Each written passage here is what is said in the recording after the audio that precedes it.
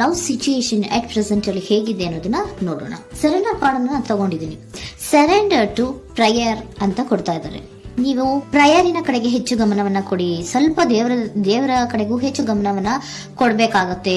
ಯಾವಾಗ ನೀವು ದೇವರನ್ನ ತುಂಬ ಹೃದಯದಿಂದ ಪ್ರಾರ್ಥನೆಯನ್ನ ಮಾಡಿ ನನಗೆ ಸಹಾಯವನ್ನ ಮಾಡು ಅಂತ ಕೇಳ್ತಿರೋ, ಆಗ ಅದೆಲ್ಲ ಸಮಸ್ಯೆಗಳಿಂದ ನೀವು ಆಚೆ ಬರ್ತೀರಾ. ಮಾಡೋದ್ರಿಂದ, ದೇವರನ್ನ ನೀವು ಧ್ಯಾನ ಮಾಡೋದ್ರಿಂದ ನಿಮ್ಗೆ ಏನ್ ಸಿಗುತ್ತೆ, ಯಾವುದೇ ರೀತಿಯ ಗೊಂದಲಗಳಿಗೆ ಅಥವಾ ಯಾವುದೇ ರೀತಿಯ ಸಮಸ್ಯೆಗಳು ನಿಮ್ಮಲ್ಲಿ ಇದ್ರೂ ನಿಮ್ಮ ಲವ್ ಲೈಫಿನ ವಿಚಾರವಾಗಿ ನಿಮ್ಗೆ ಆನ್ಸರ್ಗಳು ಸಿಗುತ್ತೆ, ಮತ್ತೆ ಸಪೋರ್ಟ್ ಕೂಡ ನಿಮ್ಗೆ ದೇವ್ರ ಕಡೆಯಿಂದ ಸಿಗುತ್ತೆ ಅನ್ನುವಂತಹದ್ದು ನಿಮ್ಗೆ ಹೇಳ್ತಾ ಇದ್ದಾರೆ. ಅಟ್ ಪ್ರೆಸೆಂಟ್ ಅಲ್ಲಿ ಲವ್ ಸಿಚುಯೇಷನ್ ನಿಮ್ಗೆ ಬಾಟಮ್ ಆಫ್ ದ ಟಕ್ ಬಂದಿರುವಂತಹದ್ದು ರೆಫ್ಯೂಸಿಂಗ್ ಆಫರ್. ಯಾವುದೋ ಕೆಲವೊಂದು ನಿಮ್ಮ ಲವ್ ಲೈಫಿನ ವಿಚಾರವಾಗಿ ಆಫರ್ಗಳನ್ನ ರೆಫ್ಯೂಸ್ ಮಾಡ್ತಾ ಇರುವಂತಹದ್ದು ಅಥವಾ ಮಿಸ್ಡ್ ಆಪರ್ಚುನಿಟಿ ಅನ್ನುವಂತಹದ್ದು ರೆಪ್ರೆಸೆಂಟ್ ಆಗ್ತಾ ಇದೆ.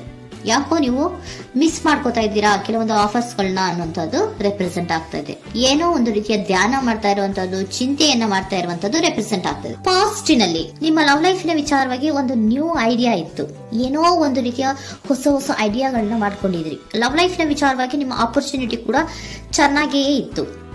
ಆದ್ರೆ ನಿಮ್ಮ ಲವ್ ಲೈಫಿನ ವಿಚಾರದಲ್ಲಿ ಕಿಂಗ್ ಆಫ್ ಸೋರ್ಟ್ಸ್, ನೀವೇನನ್ನ ನಿಮ್ಮ ಲವ್ ಲೈಫಿನ ವಿಚಾರವಾಗಿ ಏನನ್ನ ಎಕ್ಸ್ಪೆಕ್ಟ್ ಮಾಡಿದೀರಾ ಪಾಸ್ಟಿನಲ್ಲಿ ಅಂದ್ರೆ, ಲವ್ ಲೈಫಿನಲ್ಲಿ ಒಂದು ಕ್ಲಿಯರ್ ಇರಬೇಕು, ಕ್ಲಾರಿಟಿ ಇರಬೇಕು, ಮತ್ತೆ ಯಾವುದೇ ವಿಚಾರ ಕೂಡ ನಿಮ್ಮ ಲವ್ ಲೈಫಿನ ವಿಚಾರದಲ್ಲಿ ಮುಚ್ಚುಮರೆ ಅನ್ನೋದು ಇರಬಾರ್ದು. ಸ್ಪಷ್ಟವಾಗಿರ್ಬೇಕು, ಸ್ಪಷ್ಟವಾಗಿ ಹೇಳ್ಬೇಕು, ಏನ್ ಹೇಳ್ಬೇಕೋ ಅದು ಸ್ಪಷ್ಟವಾಗಿ ಹೇಳ್ಬೇಕು ಅನ್ನುವಂತಹದ್ದು ಎಕ್ಸ್ಪೆಕ್ಟ್ ಮಾಡುವಂತಹದ್ದು ಪ್ರೀತಿಯ ವಿಚಾರದಲ್ಲಿ. ಮತ್ತೆ ಕ್ಲಿಯರ್ ಆಗಿರ್ಬೇಕು. ಏನು ಅಂದ್ರೆ ನಿಮ್ಮ ಲವ್ ಲೈಫಿನಲ್ಲಿ ಒಂದು ಸ್ಟ್ರಾಂಗ್ ಆಗಿರ್ಬೇಕು, ಸ್ಟ್ರಾಂಗ್ ಬಾಂಡೇಜ್ ಇರಬೇಕು, ಮತ್ತೆ ಯಾವುದೇ ರೀತಿಯ ಚೈಲ್ಡಿಶ್ ಬಿಹೇವಿಯರ್ ಅನ್ನ ಮಾಡಬಾರ್ದು ಅನ್ನೋದು ಪಾಸ್ಟಿನಲ್ಲಿ ನೀವು ಎಕ್ಸ್ಪೆಕ್ಟ್ ಮಾಡಿರೋಂಥದ್ದು ರೆಪ್ರೆಸೆಂಟ್ ಆಗ್ತಾ ಇದೆ. ನೀವು ಅದೆಲ್ಲ ಎಕ್ಸ್ಪೆಕ್ಟ್ ಮಾಡಿದಾಗ ಯಾವಾಗ ನಿಮ್ಗೆ ಅದು ಸರಿ ಹೋಗಲ್ಲ ಅನಿಸ್ತೋ ಆಗ ನೀವು ಪ್ರೀತಿಯಿಂದ ಮುಂದೆ ಬಂದಿರುವಂತಹದ್ದು ಬಿಟ್ಟು ಮುಂದೆ ಬಂದಿರುವಂತಹದ್ದು ರೆಪ್ರೆಸೆಂಟ್ ಆಗ್ತದೆ.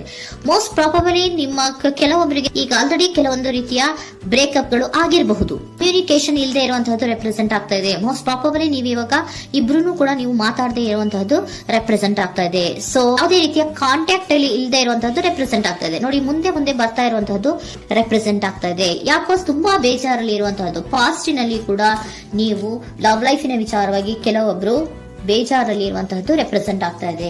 ಯಾಕೋ ಕ್ಲಾರಿಟಿ ಇಲ್ಲ, ಕ್ಲಿಯರ್ ಆಗಿರ್ಬೇಕು, ಸ್ಪಷ್ಟವಾಗಿರ್ಬೇಕು. ಏನ್ ಮಾತಾಡಿದ್ರು ಅದರಲ್ಲಿ ಯಾವುದೇ ರೀತಿಯ ಮುಚ್ಚುಮರೆ ಇರಬಾರ್ದು ಅನ್ನೋದು ನೀವು ಎಕ್ಸ್ಪೆಕ್ಟ್ ಮಾಡುವಂತಹದ್ದು.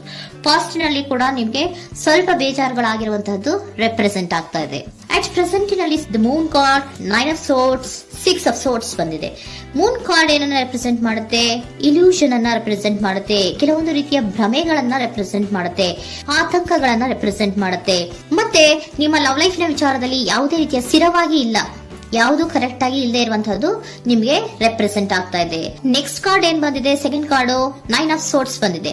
ಇದರಲ್ಲೂ ಕೂಡ ನಿಮ್ಗೆ ಆತಂಕ ಇತ್ತು, ಇದರಲ್ಲೂ ಕೂಡ ಆತಂಕ ಇದೆ, ಭಯ ಇದೆ, ಕರೆಕ್ಟ್ ಆಗಿ ನೀವು ನಿದ್ರೆ ಮಾಡ್ತಾ ಇಲ್ಲ, ಯೋಚನೆ ಮಾಡ್ತಾ ಇರುವಂತಹದ್ದು ಈ ಎರಡೂ ಕಾರ್ಡ್ಗಳಲ್ಲೂ ರೆಪ್ರೆಸೆಂಟ್ ಆಗ್ತದೆ. ಇದರಲ್ಲೂ ಆತಂಕಗಳಿದೆ, ಇದರಲ್ಲೂ ಆತಂಕ. ಅಟ್ ಪ್ರೆಸೆಂಟಿನಲ್ಲಿ ಕೆಲವೊಂದು ರೀತಿಯ ವಿಚಾರಗಳಲ್ಲಿ ಭಯವನ್ನ ಪಡ್ತಾ ಇರುವಂತಹದ್ದು ರೆಪ್ರೆಸೆಂಟ್ ಆಗ್ತಾ ಇದೆ.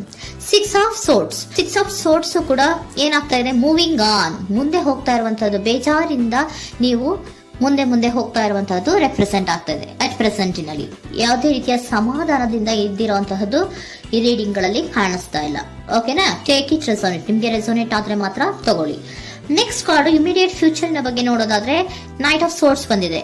ಅಂದ್ರೆ ಈ ಕೆಲವು ಬೇಜಾರುಗಳಿಂದ ಏನ್ ಈ ಮೂವ್ ಆನ್ ಆಗ್ತಾ ಇದ್ದೀರಲ್ವಾ, ಕೆಲವೊಂದು ವಿಚಾರಗಳನ್ನ ಕ್ವಿಕ್ ಥಿಂಕಿಂಗ್ ಅನ್ನ ಮಾಡಿ ನೀವು ಮುಂದೆ ಬರುವಂತಹದ್ದು, ಕೆಲವೊಂದು ಆಕ್ಷನ್ಸ್ ಗಳನ್ನ ತಗೊಳ್ಳುವಂತಹದ್ದು ರೆಪ್ರೆಸೆಂಟ್ ಆಗ್ತಾ ಇದೆ. ನಿಮ್ಮ ಲವ್ ಲೈಫಿನ ವಿಚಾರವಾಗಿ ಕ್ವಿಕ್ ಥಿಂಕಿಂಗ್ ಅನ್ನ ಮಾಡಿ, ಏನ್ ಮಾಡ್ಬೇಕು, ಹೇಗ್ ಮಾಡ್ಬೇಕು ಅಂತ ಕ್ವಿಕ್ ಥಿಂಕ್ ಅನ್ನ ಮಾಡಿ ನೀವು ಮುಂದೆ ಬರುವಂತಹದ್ದು, ಮತ್ತೆ ಕೆಲವೊಂದು ರೀತಿಯ ಆಕ್ಷನ್ ಗಳನ್ನ ತಗೋತಾ ಇರುವಂತಹದ್ದು ರೆಪ್ರೆಸೆಂಟ್ ಆಗ್ತಾ ಇದೆ. ಕ್ವೀನ್ ಆಫ್ ಕಪ್ ಏನನ್ನ ರೆಪ್ರೆಸೆಂಟ್ ಮಾಡುತ್ತೆ? ಬಹಳ ಕೇರಿಂಗ್ ಅನ್ನ ರೆಪ್ರೆಸೆಂಟ್ ಮಾಡುತ್ತೆ. ಏನಿರ್ಬೇಕು ಲವ್ ಲೈಫಿನ ವಿಚಾರದಲ್ಲಿ? ನೋಡಿ, ನೀವು ನೋಡ್ತಾ ಇರೋದು ಹೇಗ್ ನೋಡ್ತಾ ಇದ್ದೀರಾ? ನಿಮ್ಮ ಲವ್ ಲೈಫಿನ ವಿಚಾರದಲ್ಲಿ ಏನಿರ್ಬೇಕು ಅಂತ ಎಕ್ಸ್ಪೆಕ್ಟ್ ಮಾಡ್ತೀರಾ? ಸ್ವಲ್ಪ ಸ್ಟೇಬಲ್ ಆಗಿರ್ಬೇಕು, ಬಹಳ ಕೇರಿಂಗ್ ಇರ್ಬೇಕು, ಎಮೋಷನಲ್ ಇರ್ಬೇಕು ಅದರಲ್ಲಿ ಅನ್ನುವಂಥದ್ದು ನೀವು ಎಕ್ಸ್ಪೆಕ್ಟ್ ಮಾಡುವಂಥದ್ದು. ಈ ನಿಯರ್ ಫ್ಯೂಚರ್ ನಲ್ಲಿ ನೀವು ಆ ರೀತಿ ಎಕ್ಸ್ಪೆಕ್ಟ್ ಮಾಡುವಂತಹದ್ದು. ನೆಕ್ಸ್ಟ್ ಕಾರ್ಡ್ ಬಂದಿರುವಂತಹದ್ದು ಏರೋಫೆಂಟ್ ಕಾರ್ಡ್ ಬಂದಿದೆ. ಏರೋಫೆಂಟ್ ಕಾರ್ಡ್ ಏನನ್ನ ರೆಪ್ರೆಸೆಂಟ್ ಮಾಡುತ್ತೆ? ಕೆಲವೊಂದು ವಿಚಾರಗಳ ಬಗ್ಗೆ ತಿಳ್ಕೊತಾ ಇರುವಂತಹದ್ದು, ಏನೋ ಕೆಲವು ವಿಚಾರಗಳ ಬಗ್ಗೆ, ನಿಮ್ಮ ಲವ್ ಲೈಫಿನ ವಿಚಾರಗಳ ಬಗ್ಗೆ ತಿಳ್ಕೊತಾ ಇದ್ದೀರಾ. ಏನಾಗಿದೆ, ಹೇಗಾಗಿದೆ, ಸ್ವಲ್ಪ ಆಕ್ಷನ್ಸ್ ಅನ್ನ ತಗೋಬೇಕು ಅಂದ್ರೆ ನಾನು ಸ್ವಲ್ಪ ಕೇರ್ ಅನ್ನ ಮಾಡಬೇಕು, ಸ್ಟೇಬಲ್ ಆಗಿರ್ಬೇಕು ಅಂದ್ರೆ ಸ್ವಲ್ಪ ನಾನು ಕೇರ್ ಅನ್ನ ಮಾಡಬೇಕು, ಆಕ್ಷನ್ ಅನ್ನ ತಗೋಬೇಕು ಅನ್ನುವಂತಹ ನಿರ್ಧಾರಗಳನ್ನ ನೀವು ಮಾಡ್ತಾ ಇರುವಂತದ್ದು ರೆಪ್ರೆಸೆಂಟ್ ಆಗ್ತಾ ಇದೆ. ಹಾಗಿದ್ರೆ ಏಂಜಲ್ ಗೈಡೆನ್ಸ್ ಏನ್ ಕೊಡ್ತಾರೆ? Are you ready? ನೀನು ರೆಡಿಯಾಗಿದ್ದೀರಾ ನೀವು ಅಂತ ಕೇಳ್ತಾ ಇದ್ದಾರೆ ಏಂಜಲ್ಸ್ ಗಳು. ಅಂದ್ರೆ ಏನು, ನೀನ್ ಇಲ್ಲೇ ಕುತ್ಕೊಂಡು ಅಳ್ಕೊಂಡು ಬೇಜಾರ್ ಮಾಡ್ಕೊಂಡು ಕುತ್ಕೊಳ್ಳೋದು ಬೇಡ, ಸ್ವಲ್ಪ ನೀನು ಮುಂದೆ ಮೂವ್ ಆಗು. ಅಲ್ಲಿರೋದ್ರಿಂದ ಏನು ಪ್ರಯೋಜನ ಇಲ್ಲ. Are you ready? ನೀವು ರೆಡಿ ಆಗಿದ್ದೀರಾ? With in the next few weeks, ಕೆಲವೊಂದು ವೀಕ್ಗಳಲ್ಲಿ, ಕೆಲವೊಂದು ವಾರಗಳಲ್ಲಿ ನೀವು ಏನಾಗ್ತೀರಾ? ಅಬಂಡೆನ್ಸ್, ಸಾಮರಸ್ಯ ಅನ್ನೋದು ಇರುತ್ತೆ. ಇಂಪ್ರೂವಿಂಗ್ ಹೆಲ್ತ್ ಅಂದ್ರೆ ಏನು, ನೀವು ಯೋಚನೆ ಮಾಡಿ ಮಾಡಿ ಮಾಡಿ ಏನ್ ನೀವು ಈ ಆರೋಗ್ಯವನ್ನ ಹಾಳು ಮಾಡ್ಕೊಂತ ಇದ್ದೀರಾ. ಸೊ ಇಂಪ್ರೂವಿಂಗ್ ಹೆಲ್ತಿನ ಕಡೆಗೆ ಗಮನವನ್ನ ಕೊಡಿ.